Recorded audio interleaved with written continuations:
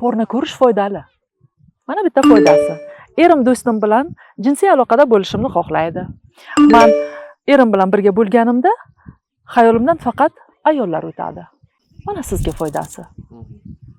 Bizani miyamizni hazm qilish sistemasi yo'q. Oshqozonimizda bor.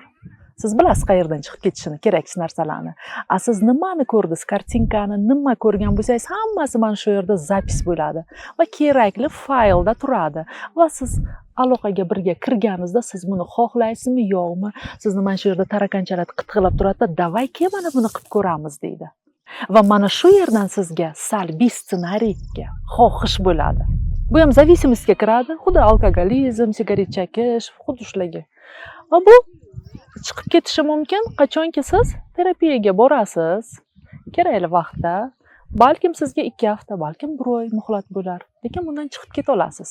Eng asosiysi sizda xohish bo'lishi kerak bunga.